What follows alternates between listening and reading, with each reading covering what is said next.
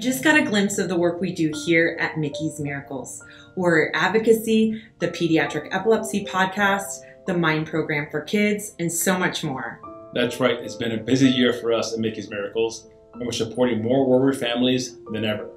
We're going to support families in over 25 states and 15 countries. A number of our babies have been referred to level 4 epilepsy centers, and others have had life-saving successful brain surgery. We recently had our first medical advisory board meeting with expert pediatric epileptologists, pediatric epilepsy nurses, and a mental health expert, something we've been working on to accomplish as we seek to provide even more resources to Warrior families. But it hasn't all been good news. There's been tremendous loss. Pediatric epilepsy continues to be underfunded, and too many families are still searching for answers. That's why we're here tonight, to increase awareness and to magnify the importance of urgency. Urgency in getting the right diagnosis, and certainly urgency in getting the right treatment. It sounds dramatic, but it absolutely makes the difference between a child having a quality of life or experiencing severe, permanent brain damage or even death. We've experienced the miracle of the right treatment with Mickey. After failing 8 anti-seizure medications at the wrong hospital, we were referred to the best hospital, a level 4 epilepsy center that treated Mickey correctly, and she's been seizure-free for almost 9 years. And tonight we'll be sharing another miracle, a miracle that highlights the impact pediatric epilepsy has not only on the child, but on the entire family. Pediatric epilepsy truly is a family affair. Welcome to Miracle Maker 2.0, Making of a Miracle, our annual fundraiser. Your generosity and that of our sponsors, whom you'll learn more about tonight, allows us to do the important work we do to ultimately save babies' lives and even save families from the devastation of pediatric epilepsy. Enjoy the show. When you try your best, but don't succeed. You get what you want, but not what you need. You feel so tired you can't sleep. You're stuck in reverse.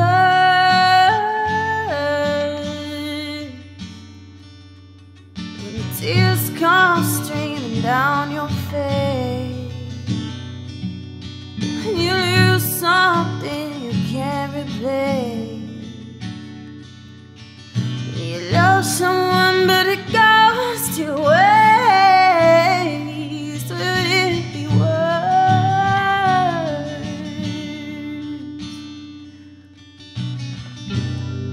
The lights will guide you home and ignite your bones. And I will try to fix you.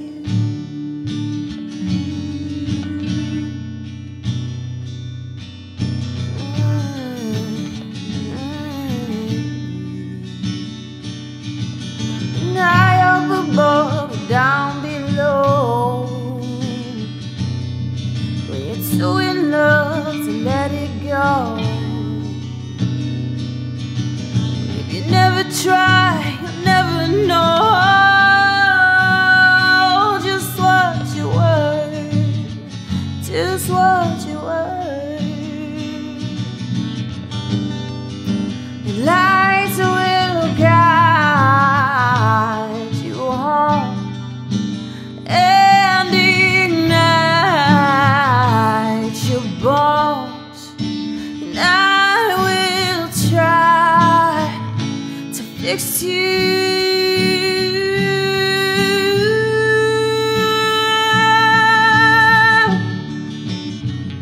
Oh, yeah. Tears stream down your face when you lose something you cannot replace. Tears stream down your face, and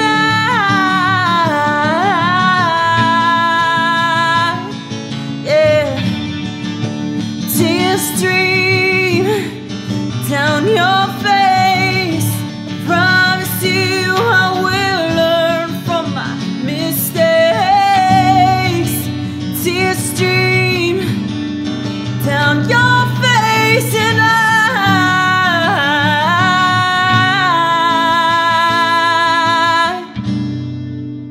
lights will guide you home and ignite your bones, and I will try to fix you.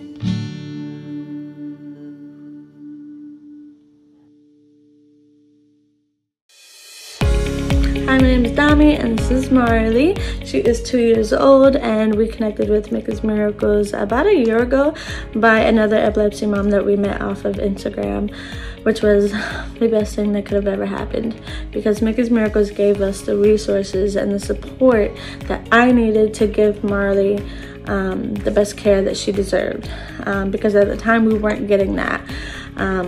Things were scary at the time. Marley was regressing so quickly that her team of docs really didn't know what to do with her. So shortly after we connected with Mikay's Miracles, they helped navigate a second opinion, which was amazing because that gave us a great insight as to what Marley really needed to slow down her seizures, because we weren't sure if we'd ever be able to stop her seizures because she was seizing 24/7 on the right side of her brain. So she needed a hemispherectomy, but at the time she was not healthy enough, strong enough. So we waited a good 9 months and we got her there. Mikay's Miracles also helped with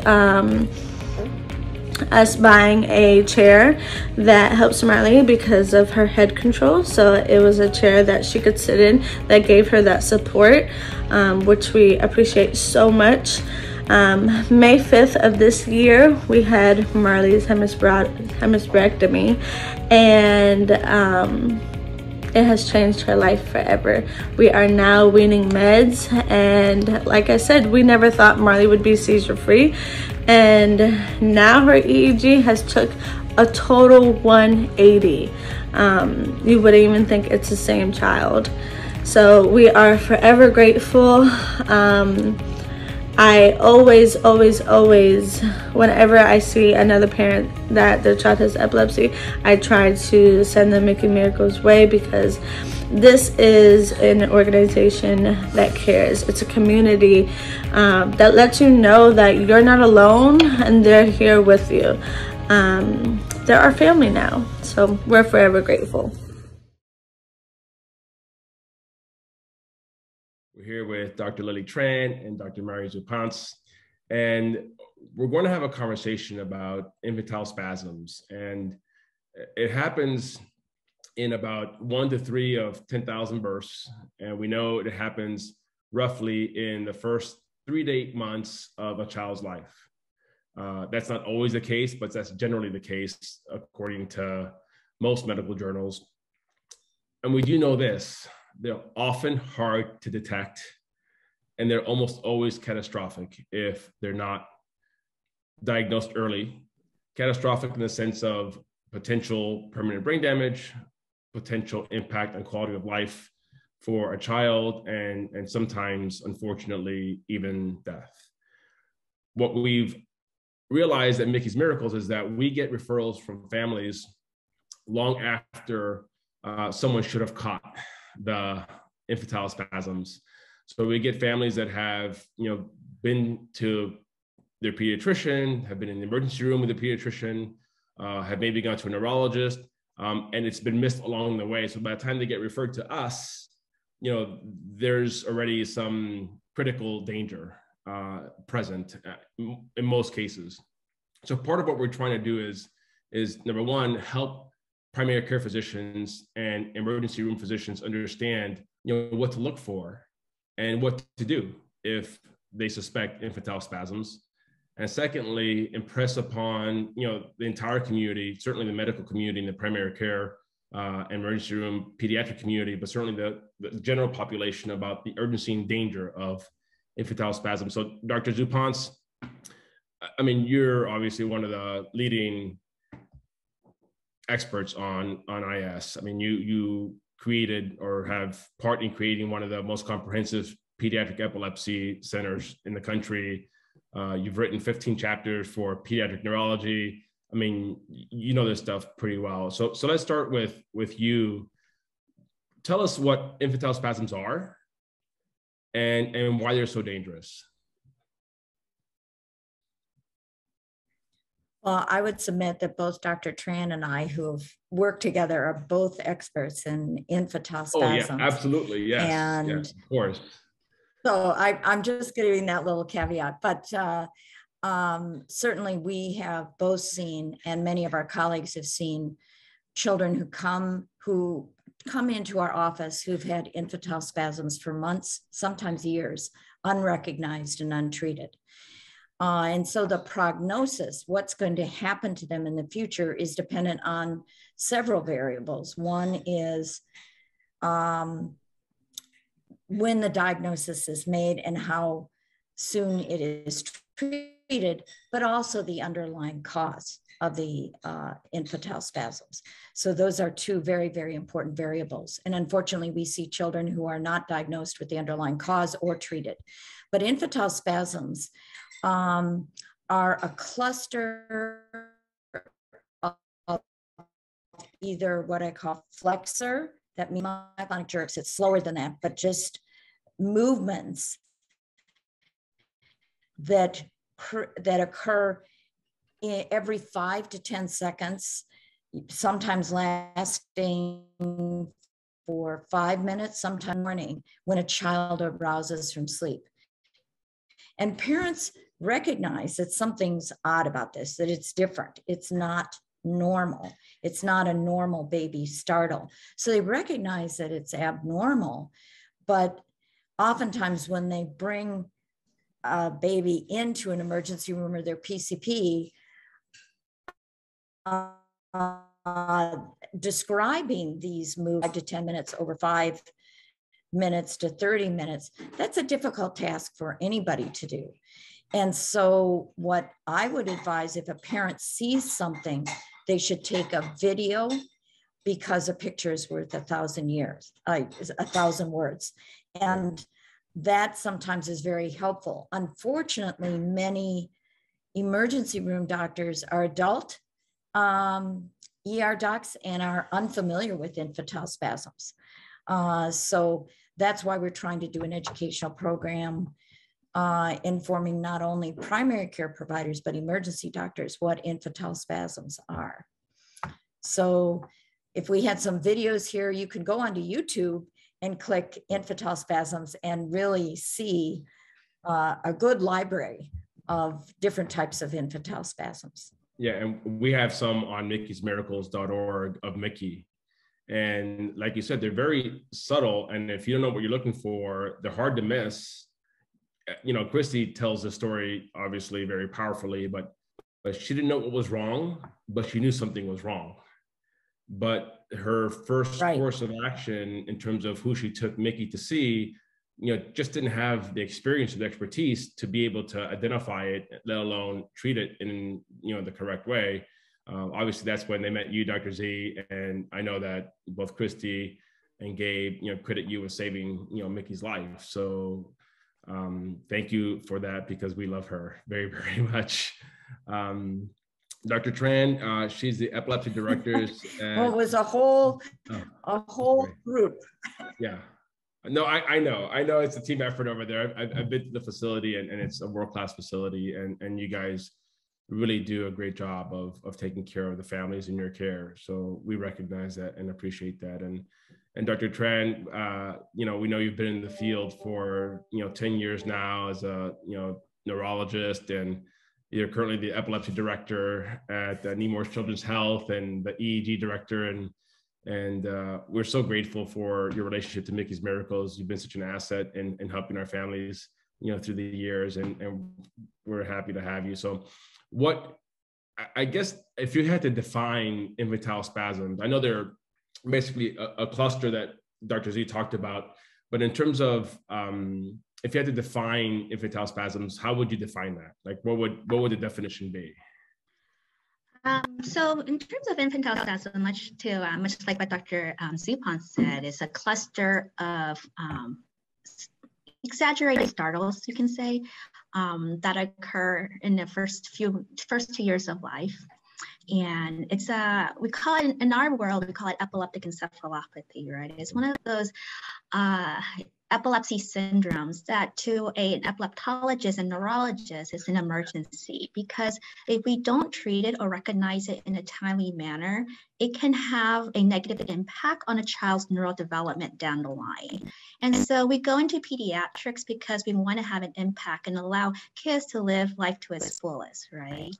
And so things like infantile spasms, where it's an epileptic encephalopathy, and I'll go into what that means too, it can have a negative impact on the children down the line. Sometimes you may not see it right away, but many times you can. There's some subtle changes in development that oftentimes occur within a week or two of spasm onset.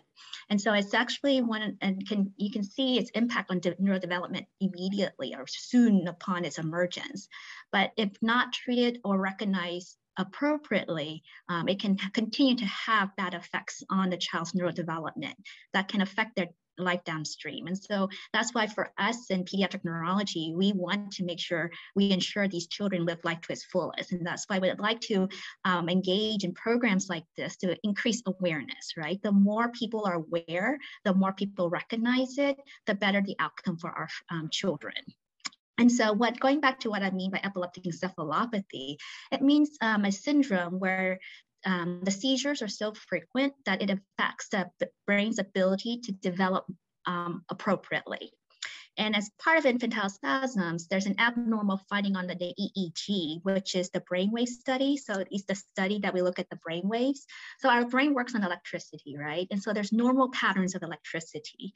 And when there's abnormal patterns, we kind of like, what's going on here? And sometimes these abnormal patterns is pathognomonic for certain syndromes.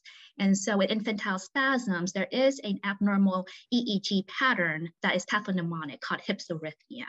So the diagnosis includes the cluster of seizures that Dr. Zupan has described, and accompanied by this abnormal EEG pattern called hypsarrhythmia as well. And it affects a child's development, where within a week or two, you can start seeing regression in these children. Right. Both Dr. Z and I have seen it, where these children are developing, and parents like, yeah, within the past week or so, they started smiling less. They start babbling less. The eye contact has been reduced. They don't have as good eye contact.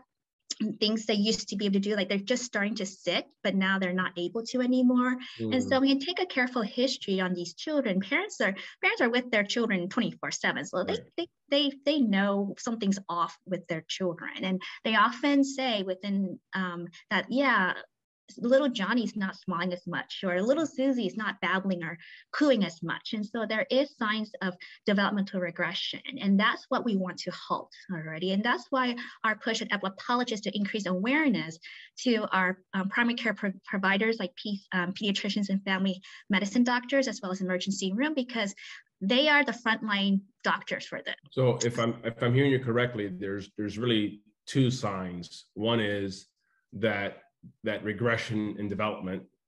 And then the second is that cluster of abnormal activity, right? So those are two things that both parents and emergency room physicians and our pediatric primary care physicians can be in dialogue about, right? That's something that they can ask, oh, have you seen any regression in neurodevelopment? I mean, typically a parent will offer that, but if a parent doesn't offer that, certainly that question can be asked. Exactly. And secondly, it can be something like, have you noticed a pattern of abnormal activity upon waking, or, prior to go to sleep, or at different parts of the day, but they happen more kind of upon waking up and going to sleep. Is that right, Dr. Tran? Yeah, typically upon waking up. Okay. Yeah, I see key words that, when you're taking the history, key things that make the red flags that go up in my, my antennas are like clusters of repetitive movements associated with waking up from sleep. And then afterwards, the child will cry. Usually they're irritable and they're crying afterwards.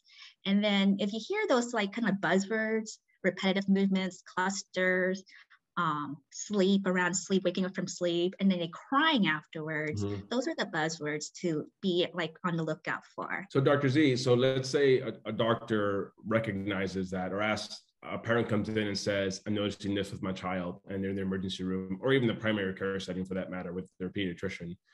And they go through, the buzzwords, so to speak. I consider infantile spasms to be a medical emergency, and most pediatric neurologists do. It's not something that you schedule an appointment for a pediatric neurologist because there's a critical workforce shortage of pediatrics down the road. This is the type of epileptic encephalopathy where you need the ER doc, the primary care, the phone, and call a pediatric neurologist or epileptologist directly and say, this is what I'm observing. Parents are really good at taking videos these days, and most of them already have videos of this child emergency.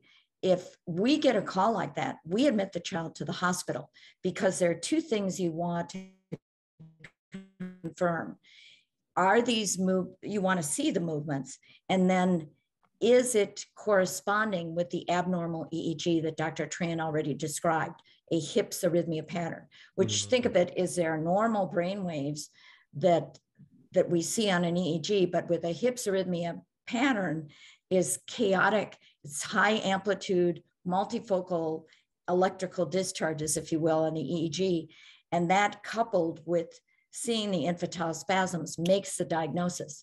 Once we make the diagnosis, there are specific approved, FDA approved management strategies. And second of all, it takes us on a diagnostic workup to determine, is there an underlying malformation in the brain? Are there underlying genetic reasons for this, for causing the infantile spasms? So it's kind of a two-pronged attack, but it's not something that you can say, oh, just schedule an appointment with a pediatric neurologist. And in fact, if you're in a larger area, rural America, it's a little bit difficult to maybe get an epileptologist, but pediatric neurologists are well-trained in infantile spasms. And if you see a child with these kinds of very stereotyped, that's the other part to emphasize, cluster of movements. So these aren't normal baby startles, and parents know that. If you see it, you make the diagnosis, then you can embark on the management and diagnostic strategies. And it's important, there's a 6 to 8 window of opportunity for treatment where there's optimal effects. And oftentimes, both Dr. Tran and I have seen children who have had infantile spasms for months, years, unrecognized, untreated. Early and start the treatment, you can normalize the EEG as well as eliminate the infantile spasms. Thank you, Dr. Z and Dr. Tran. I have we hear these terms and we hear these stats and we hear the delay. And to me, we know at Mickey's Miracles, it's a medical emergency. We deal with parents who many times have lost hope even, and are seeing their child continually fall behind and even their livelihood be threatened, let alone have a quality of life. So when we hear terms like a medical emergency, I think because we're so close to this, we get that, right? We understand that. For a parent at home or a primary care, pediatric physician who may not have the same kind of attachment or closeness, what does a medical emergency mean? Like what are some of what have you seen in your experience, in your practices, with families for, some of the results or consequences of undiagnosed or untreated IS for some of these children you've had the opportunity to care for? Like, what are some of the consequences? Yeah, so for kiddos with infantile spasms, and if we're not able to stop them or not treat them appropriately and they go on and continue to have spasms, they actually evolve, their seizures evolve, and they go on to have other seizure types, alrighty? A lot of these children I've seen evolve and have tonic seizures, or they can have other seizure types like drop seizures. So the eye movements or something that the head drops and they can actually drop to the ground, called atonic seizures. And so these children with untreated infantile spasms are inadequately treated. The treatment is an all or nothing. We'll get to that later. But if we don't treat them adequately and aggressively, they evolve. These children evolve to have other seizure types, different seizure types. And most of them do evolve and have what's called Lennox-Gastaut syndrome. Both Dr. Tran and I have said it's really important. When I say medical emergency, that doesn't mean the child's going to die in the next day or so. So we should define that.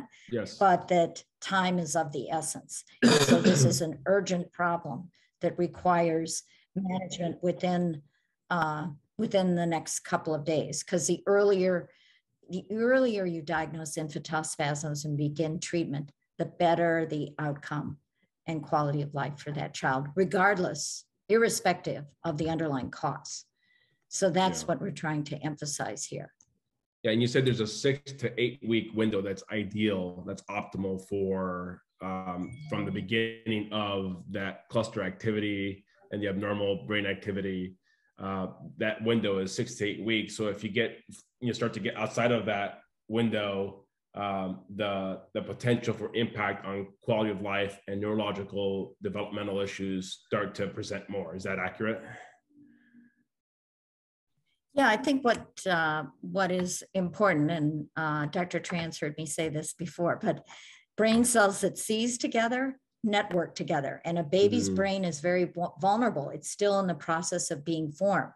And so if you have these abnormal electrical discharges that are ongoing, the brain, instead of being hardwired for normal development, gets hardwired for continued excitability and continued seizures, and also produces an underlying abnormality in how the brain processes information. And so it sets you up to have a brain that's hardwired for continued seizures and developmental delay. So that's why we say, the 6 to 8 week window is ideal.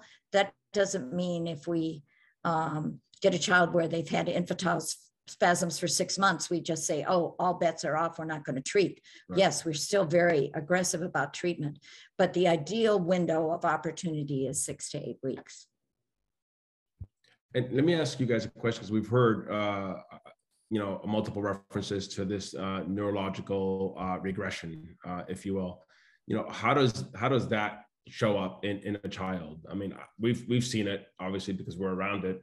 But for a primary care physician at home or a parent at home that maybe doesn't have the same kind of experience or exposure that we collectively have, how do those neurological developmental issues present themselves or show up in a child's daily life? So it's things just to really say is like things that child's able to do, they no longer do already. For example, they were starting to coo or babble or start to make some vocalizations or some speech development, they start regressing. So often, in my personal experience, oftentimes I hear these parents say, they stopped babbling, they didn't talk as much, they're not talking, it's not as interactive. They lose their eye contact, they're not as interactive, they're not doing what they used to be able to do. And over time, so development, which is a range, it can vary too, but they're always behind their peers. I think the best way to really describe it is compared to other kids their age, they're behind. Yeah, that I've heard Kristie describe when she first started noticing Mickey start to fall behind in development, and some of those signs that you've talked about were present, and that's what caused harm, and that's what kicked in the mama bear instinct that she had, and she was tenacious and finally getting a referral to Dr. Z and Chalk, and obviously having Mickey have surgery a day before she turned 1, and she's been seizure free now, I think going on 8 years. But that's from our experience, that seizure freedom, 8 years in particular, seems to be rare, from the families that we encounter. And a lot of the times is because of that delay in the diagnosis and, correct treatment following the diagnosis, and even dealing with the underlying cause, right? I think with Mickey, there was a malformation of, I forget exactly the terminology. It's such a complicated thing for a layperson, but you guys found the underlying issue and were able to deal with the underlying issue through the brain surgery. Anything to add to that, Dr. Z? Or? Well, no, I think in Mickey's case, when we did the MRI scan, in fact, I think we knew about the malformation when Kristie brought the actual copy of the MRI. It was obvious there was a malformation in how the brain formed in a particular area of the brain that we were able to resect successfully. Yeah. And that eliminated the infantile spasms and eliminate the seizures. So that was very gratifying for all of us. I mean, that's what we as pediatric epilepsy specialists, when something like this happens, you go, wow, we made a difference, which is what we can all rejoice in. Sometimes it's much more complicated than that, depending on the underlying cause. If, for example, the entire brain is malformed, like with lissencephaly, which is smooth brain, we may be able to eliminate the infantile spasms, but the child will never be developmentally normal. But that being said, Dr. Tran is exactly right. You eliminate the spasms and you at least eliminate one factor that keeps their development from improving. And so you normalize as much as possible what you can treat. But finding the underlying cause is really important, not just for management strategy, but also parents want to know what happened. Is this going to happen again? What can I anticipate in the future? And being able to give a diagnosis, even if it's not a good one that you can cure, is still helpful to parents. So that's what I would emphasize is it's not just enough to treat and manage the infantile spasms, but really be relentless in shortening what I call the diagnostic odyssey and being very precise with doing your diagnostic tests. So there's so many stories, so many children that we've been able to help over the years, children and their families. Sometimes we aren't as successful as we'd like to be, but it doesn't mean we don't stop trying. Yeah. Well, Dr. Tran and Dr. Z, we're so grateful for the work that you guys do. We have seen firsthand the impact you've had on families and on children in particular. Mickey's very close to us, so we talk about her often, but thousands and thousands of families have benefited from your care and your expertise. And thank you so much for making this your life's work. You're making a massive difference. We're grateful to have such talented people and such caring people taking care of our babies, and really helping us to educate the world. And in this case, primary care physicians and emergency physicians in pediatric care to understand, what to look for, what to listen for, and what to do next. And that's an important gap because as we've heard today, every day does really matter. It matters between, a quality of life and potentially non-quality of life, or even something more catastrophic. So on behalf of Kristie and Mickey and our board of directors and our entire staff at Mickey's Miracles and the families we're honored to serve, because it's an honor to serve these warrior families. We thank you for your service and for helping us spread this awareness about the dangers of infantile spasms and helping educate primary care physicians and emergency physicians on what to look for, what to listen for, and what to do. Thank you.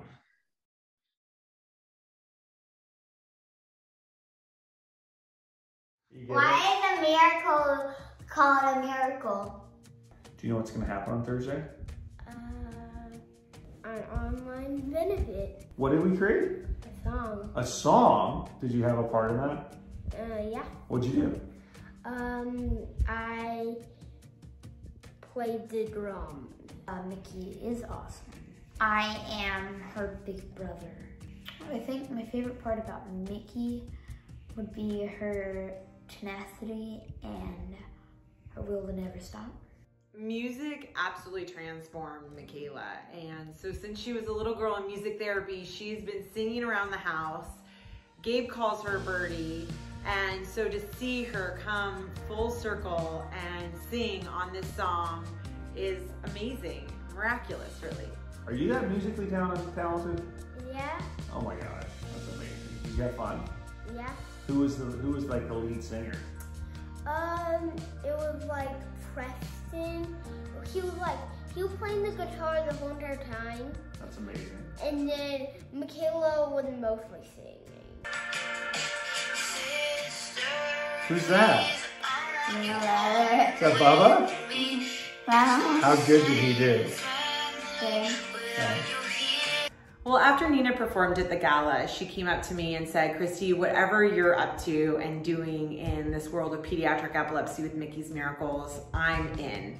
And so I quickly took her up on that offer, and we spent the time in quarantine on Zoom calls co-writing the song. And then quickly after, she began working with Mikayla and Preston on the vocal component, and Preston playing the guitar on the entire track. It was just a magical experience with one of my dearest friends that I feel so blessed we got to share together. I felt so honored when they came to me to memorialize this journey that they've been on through song. Songwriting, pouring my love of God and the power of the Most High into music is one of the loves and joys of my life. And having Kristie approach me to create this song and offer to volunteer her talents and tell her story and weave it into a lyrical, melodic piece was a huge honor. That was funny what music can do. What's that? It's funny what music can do. Yeah? Yeah. What are you talking about? It's just moving, kind of. It also is kind of like, it brings back a lot of memories. Is there one about Mickey that comes up? When she was going away, that was really hard.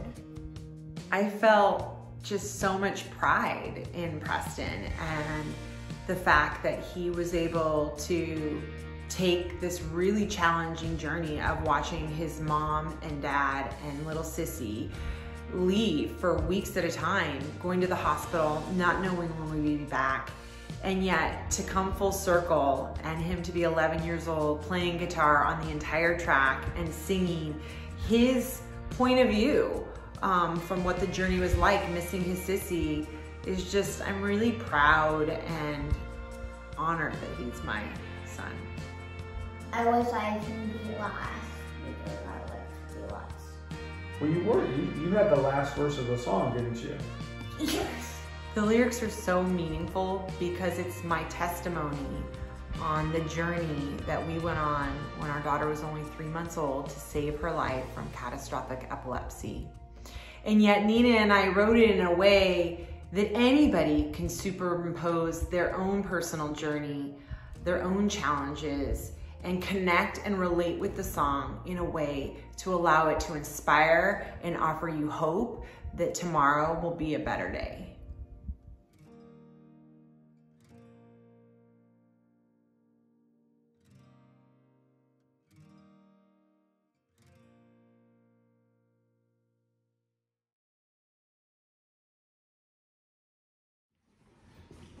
Hi everybody, my name is Colleen. This is my son Owen, and this year Owen had epilepsy surgery. He had the corpus callosotomy procedure at CHOC, and we've seen some pretty big improvements since then, haven't we, buddy? We had surgery with Dr. Olaya, and Owen was only in the hospital for one night, and he bounced right back, didn't we, buddy? We were really nervous about surgery. We waited a really long time to even be given the option of surgery, and Mickey's Miracles was there for us from day one, helping us get all the opinions, helping us understand the procedure. And when the day finally came, I mean, we were just so prepared, and we're so thankful for the support that Mickey's Miracles gave us all along the way. Owen is doing great.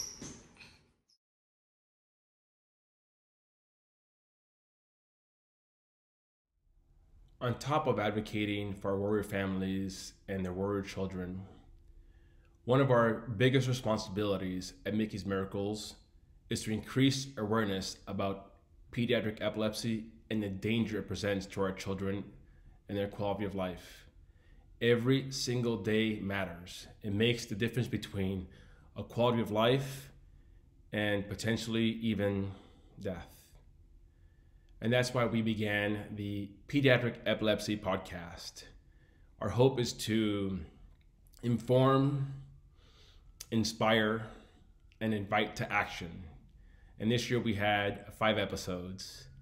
We've heard incredible stories of hopefulness and success.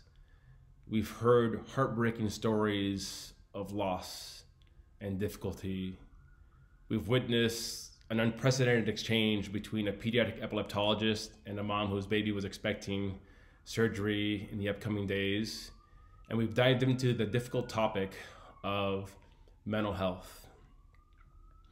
We invite you to join us, and we've taken the liberty to create some clips for you to capture some of the best moments of the Pediatric Epilepsy Podcast, the only podcast dedicated specifically to pediatric epilepsy. We invite you to join us and enjoy. And one of the things that I think is so important for us to share with our audience is really the story of Mickey's Miracles, right? We take it for granted because, you know, I've heard you share the story so many times. You've lived the story now for, you know, close to 9 years. And it's sometimes I think we lose perspective on it because, you know, we're so close to it and we're in it every day. And in some ways, you know, it's just part of our life, right? But it's important for our audience at home, I think, to understand, you know, how Mickey's Miracles came to be and learn a little bit about, you know, our extraordinary CEO and visionary leader, Kristie Griess. So why don't you just start from the beginning and tell us, you know, a little bit about when you first learned about Mikayla and, you know, what that journey was like and what that experience was like and how that evolved from there. Thank you. Yeah, it's interesting because when you're in the work and it's kind of gone down the path for quite many years, you forget that some people that are just joining or are just starting to experience a pediatric epilepsy, their child has epilepsy, they get to hear our story, which is really our why for creating Mickey's Miracles. We have a little girl, her name is Mikayla, we call her Mickey, hence Mickey's Miracles. And she was born perfectly healthy, had the best APCAR score at birth. I mean, she was happy, she was joyful, she slept well. And one week, she just became really irritable and hard to console. And it was going on for a really long time. And she had an older brother, so I had experience with a newborn child. And it was just the point where about 4 days had gone by where I think I'm going to call the pediatrician. But as many parents understand, this always happens on a Friday at night. So you have the weekend. So that Friday night, I was breastfeeding her, Gabe and I had a little routine, my husband and I, where she would go to sleep early, she'd cry to be breastfed in the middle of the night, Gabe would get her, bring her to me, I'd breastfeed her, he'd lay her on the bed, change her diaper, I'd breastfeed, he'd burp her and put her down. And when he laid her down, her eyes rolled up into her head, her arms went out like a cross, and her body stiffened as a seizure took hold. And you have to imagine it's this little teeny baby, and it was the scariest, most frightening thing I've ever. And did you recognize it as a seizure then? Did you guys immediately know it was a seizure, Kristie? We knew, we looked, it went on for about 60 seconds. I've never really seen a seizure in my life, but we knew it was, we looked at each other, you don't really know, you're in shock, and it's a very frightening thing to see somebody seize, but we assumed that it was, and we said, I think that's a seizure. And Mickey went on to have 8 more of those type of seizures over the next 24 hours. Where we were in ambulance from one hospital that determined they didn't have the expertise, and then we were sent to a children's hospital. We were in Northern California at the time. And of course, typical Gabe was in the military at the time, he went TDY that night before she had this episode, the second seizure. And so he's flying back from Arizona. He gets the message. He just landed there for work. And he's flying back as I'm being ambulanced to the hospital, with the second hospital with Mikayla. Wow. And it was... You know, I watched everyone rally behind us, and it was very much like, whatever you need to do, if it's, you know, a cause of like, you don't have the funds to do this, we're going to do a fundraiser. You know, I worked for a great organization that was like, work from home, adjust your hours, do what you need to do. Amazing. So that you never have to choose like your job over being a mom. So we were really lucky in that sense. And we kind of went home, you know, knowing that Asher was going to be on the more severe end of the spectrum. My goal was always, you know, to give him the best life that he could have in his short amount of time. And I worked with a team at the hospital that really helped us define what that was going to look like at the beginning of his life. And then was there to remind me of that throughout our entire 2 years, which really kind of, you know, changed the game for us, because, you know, when he was diagnosed with infantile spasms, there's a lot of things that you can do for it. There's a lot of things that work. There's a lot of things that don't work. And like, you know, Kristie, a lot of times they're like, let's try this, let's try this, let's try this, let's try this. You know, you're switching around all of the time. And we kind of got to the point where they were like, we can keep trying this, Kelsey. We will fight until you are done fighting. But you know, you told us at the very beginning that we were looking at quality of life. We know Asher is not going to live a long life. We know he's not going to recover from this. So we, you know, they just always made sure that I had that lens, because they knew it was important to me. And when you're watching your kids struggle, it's so easy to get wrapped up in like, okay, what can we do?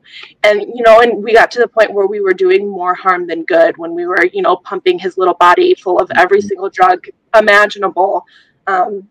You know, and my team, when we got towards the end, my team just kind of sat me down and were like, okay, like, let's go back to our initial conversation. Let's talk about quality of life. You know, where are we going to go from here? Because, you know, they were going to support me either way, but they really just kind of helped me, you know, go back to my roots and remember like what we wanted when we started this journey for Asher. And, you know, we were able to give it to him once we got towards the end of his life.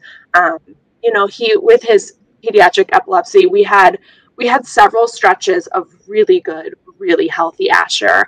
And we were able to fit a lot into those little stretches. I got to take him to Disney. We spent a lot of time out at my family's lake house. He loved being outside. He loved being in the water. So, you know, when the seizures were controlled, he had a really good life. And towards the end, when we knew that, you know, this was probably the end, you know, I sat down with the team. They said, all right, take him home. You know, we're going to keep him comfortable, do whatever you can, keep him for, you know, and we just went home. We got to be mom and baby, and our whole family got to come in and see him. And he got to pass very peacefully at home, like with everyone who loved him. So exactly the way that I wanted it at the beginning. When, you know, when they tell you, here's this new baby, figure out how to mother him, and then figure out how to say goodbye. It's like the most overwhelming thing in the world. Dr. Joshi, I wonder, since we have Dammy here and baby Marley's going to go through that procedure in a couple of weeks, I wonder, not to obviously offer advice or anything like that, but just perspective, like what can you say to her to give her some expectation, to set the context, to really help her understand, you know, what to expect, really, you know? Sure. So this is actually great because I don't know her or her baby, but this is wonderful. So, you talked about a hemispherotomy with a temporal lobectomy as the proposed surgery, and I could not agree with you more that is a pretty big surgery. But what this procedure does is it actually just in very simple terms sort of disconnects the left and right sides of the brain. So it prevents seizures from coming out, shall we say. I think sometimes we can see that after a hemispherotomy, there can be some weakness on the opposite side of the body, some motor weakness. Yeah.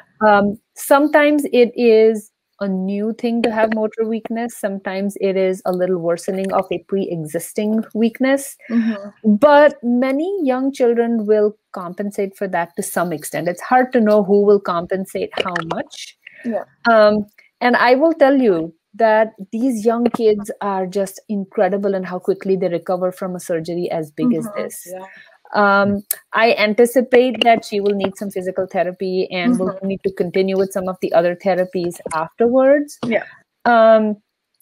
But this can actually be pretty game changing in terms of seizure control, in terms of, now, obviously not everybody always comes off all their medications right away. But that is something that time will tell in terms of expectations about whether, you might need a little bit of medication just to keep something, just sort of keep the calm, so to speak. But, if a child is on 3, 4, 5 medicines, their medication regimen is often simplified. So, different places do things a little bit differently in terms of how long you'll stay in the hospital and stuff like that.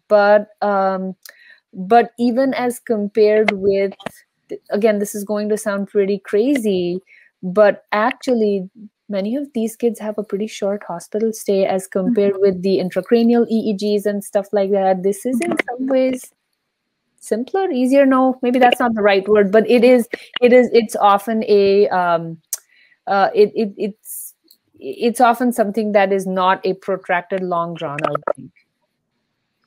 Thank you. How's that sit with you? What's your response to that? How does that sit with you? It makes me feel good. It reassures me that everything's gonna be okay. I think the only thing that really has me a little nervous is about Marley's shunt, and she has a history of infection, and that's really pretty much the only thing that really I have strong faith.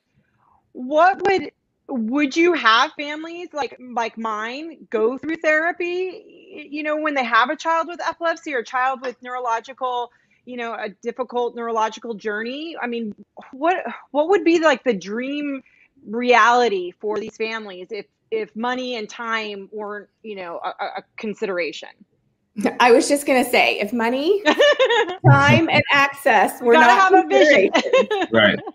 Then yes, I do think that it's helpful because, and the reason I say that is not to just say, everyone needs mental health services or, everyone should get it, but it's because we do have data showing that even in families that aren't expressing significant anxiety or significant depression, there are just a lot of needs. There are questions. There's the need for more information or knowledge. There's questions about my child's future. There's questions about how long will, my child have to be on this medication? And some of those are somewhat rhetorical. We're not, people aren't necessarily expecting a number answer, but more of someone to help talk me through this. And that is where I feel like having those peer navigators and families who've also gone through it is helpful and important, because it is one thing to have a mental health provider say, this is typical of what we would expect in this situation and kind of normalize it for you. But it's another thing to have another mom or dad say, I've been there.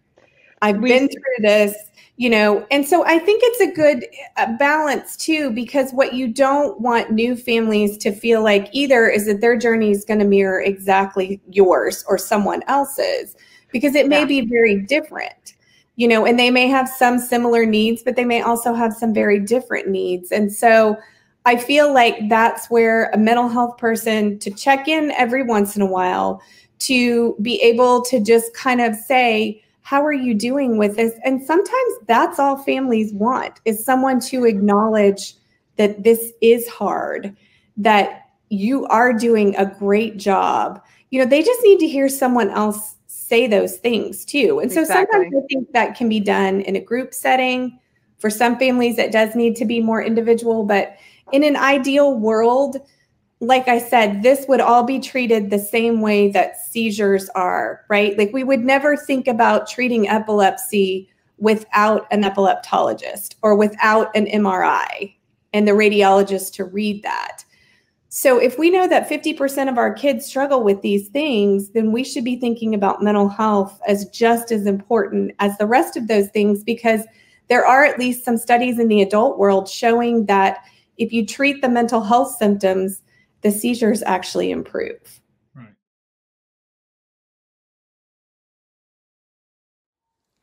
Good evening, Mickey's Miracles, Warrior families, and supporters. I'm Justine Chadley, owner and director of In Harmony Music. It has been such an honor to collaborate with Mickey's Miracles to launch our first session of the MIND program, Music Inspiring Neurological Development. It was a great success.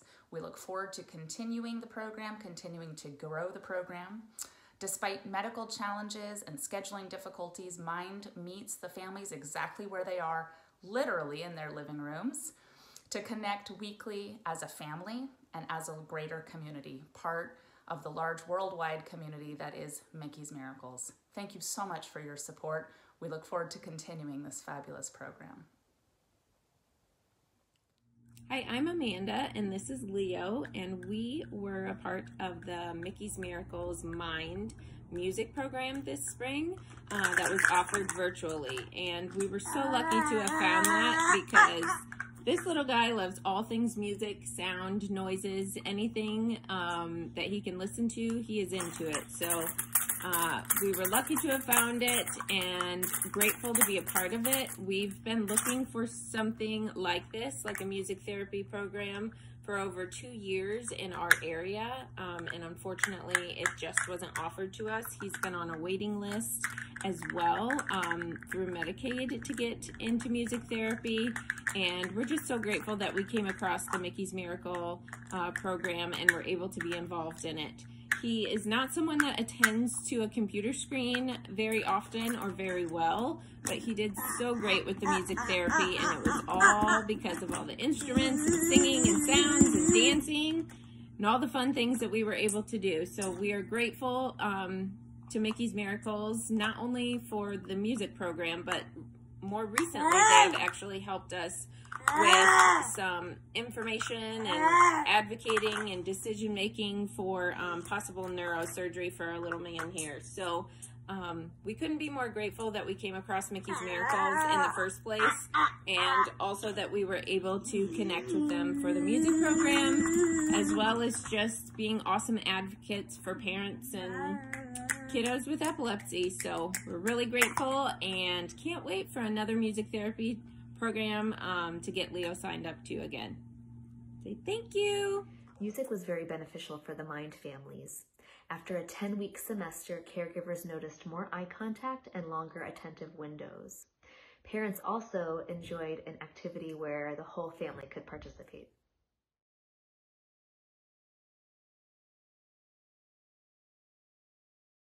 Hi, my name is Alexa, and I have a son who was diagnosed with epilepsy last year.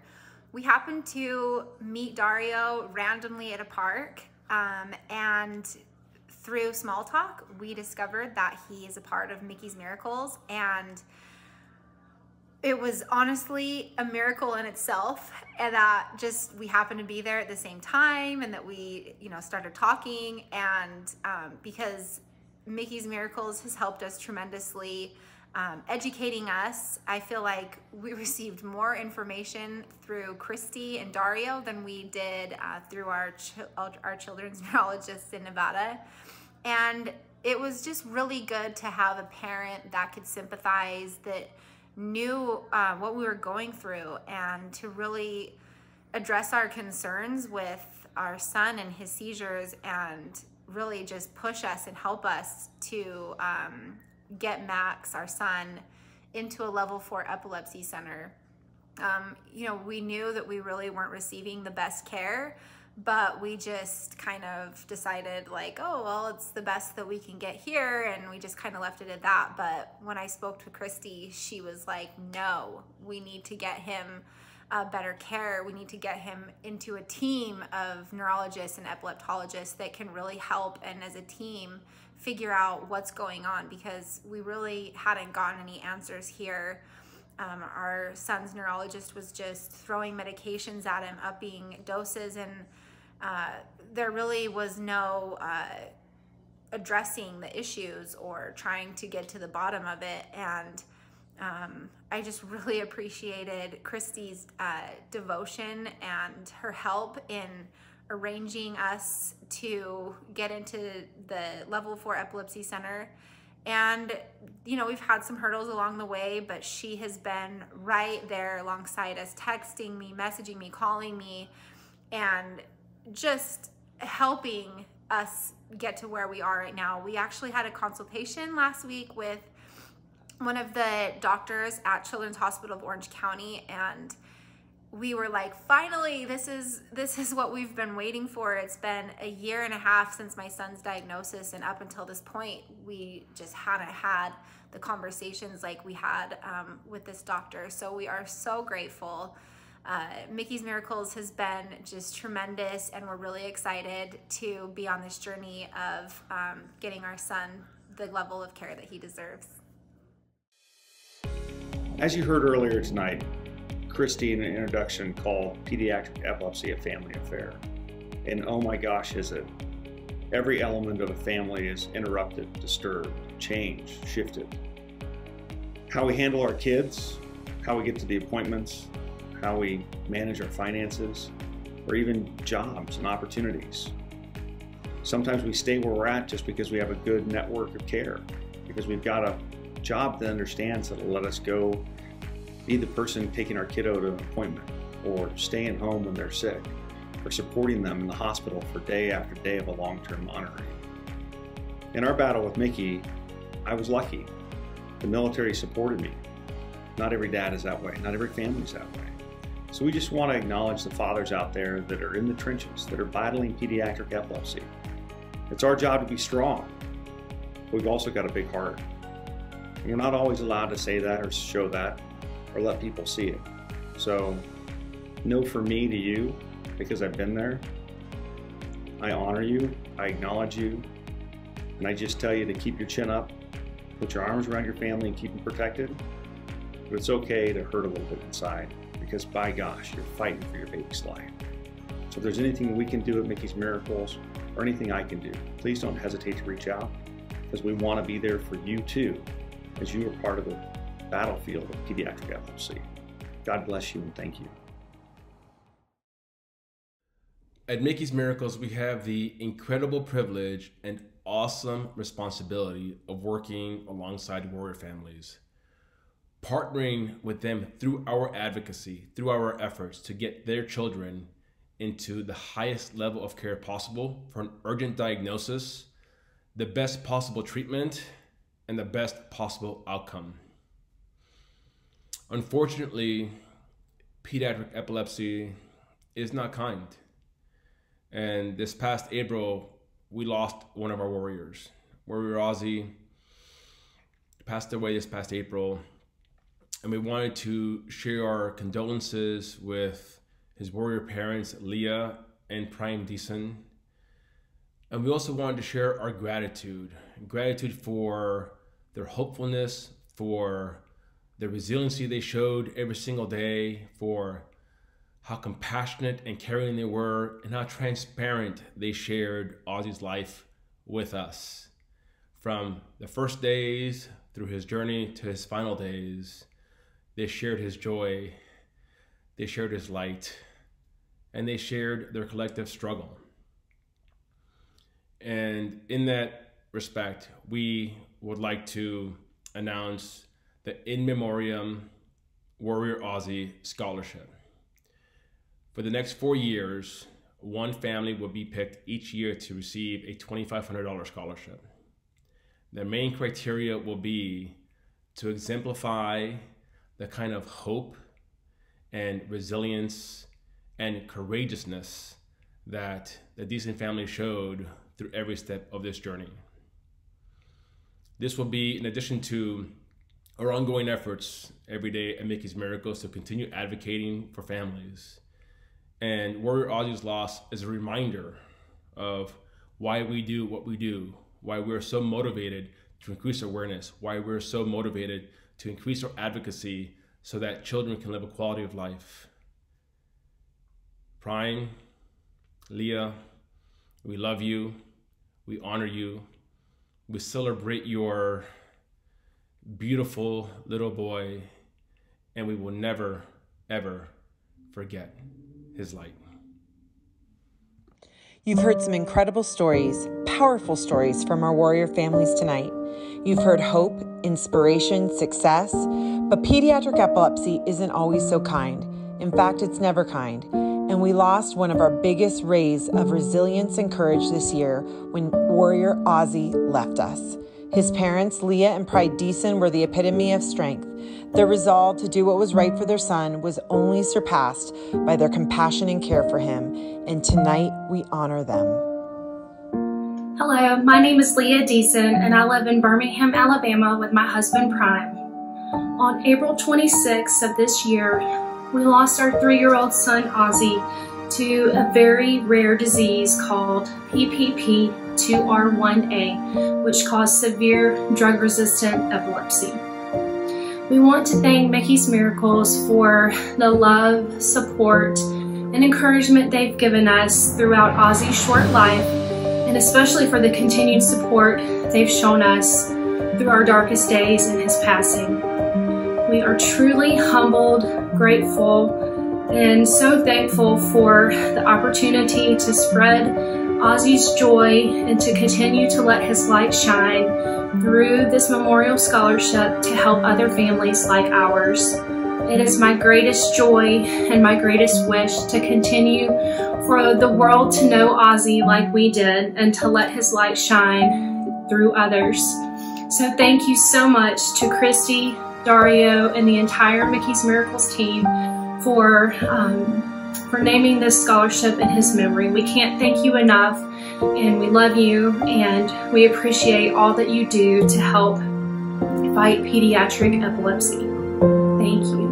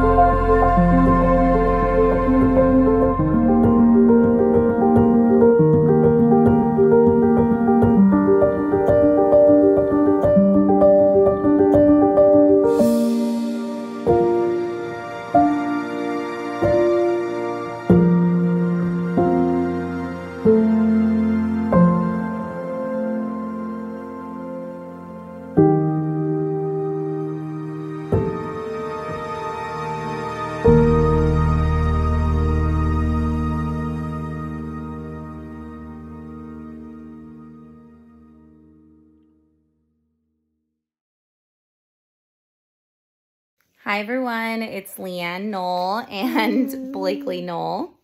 and we're here to talk about Mickey's Miracles. Mickey's Miracles has always been our biggest cheerleader. They have checked in on us always through the good, the bad, the dark times, you know, pretty much whenever we needed someone to talk to, shoulder to listen, advice, they've always been there for us. Mickey's Miracles has also helped us navigate the therapy world and what comes after epilepsy surgery, and giving us, you know, recommendations and advice for doctors, therapy, navigating the school system, which is a whole nother avenue that we started going down over the last couple months. So, yeah, we can't be more grateful for Kristie and the Mickey's Miracles Foundation and how they've not only helped us, but so many other epilepsy families. And we are just super grateful for everything that they've done for us. And we hope to always be a part of the family, and we appreciate everything that they do for us. And now the world debut of Miracle with the soulful Nina Grae featuring my beautiful children, Preston and Mikayla Griess. We found love when you came to us. You were an answered prayer sent from heaven, and I will give my whole life, child, to see you shine. If I could erase your pain, I'd take it all away. Oh, but God got plans that we can't see sometimes. So I surrender, and I trust in God's grace tonight. 'Cause God works in miracles, God works in love. Gotta have faith, I give it up. I give up control, and I give you the wheel. I trust in you, God, in the plan being revealed. Sister, please, I want you home with me. It's not the same family without you here, sister. And knowing you're gone away, up so late, I stay imagining the day you come home again, sister. 'Cause God works in miracles, God works in love. Gotta have faith, I give it up. I give up control, and I give you the wheel. I trust in you, God, in the plan being revealed.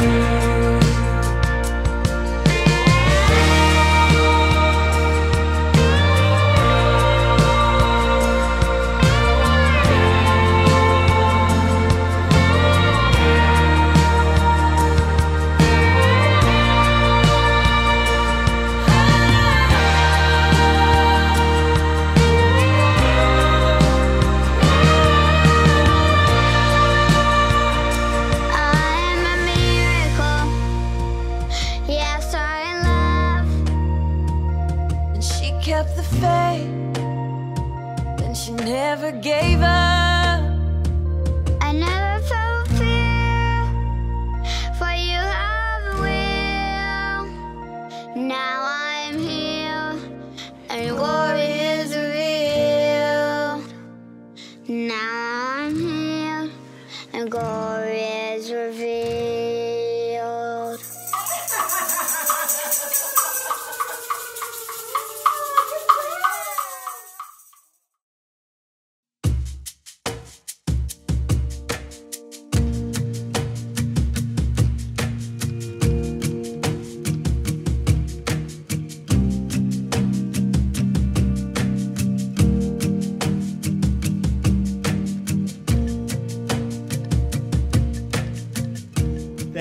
so much for joining us tonight.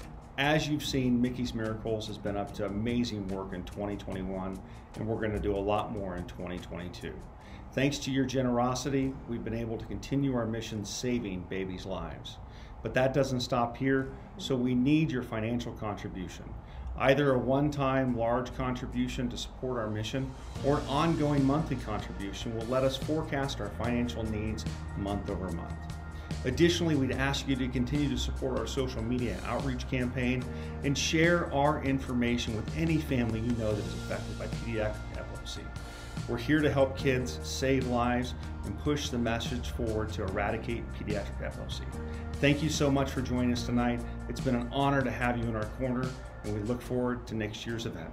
Take care, and God bless.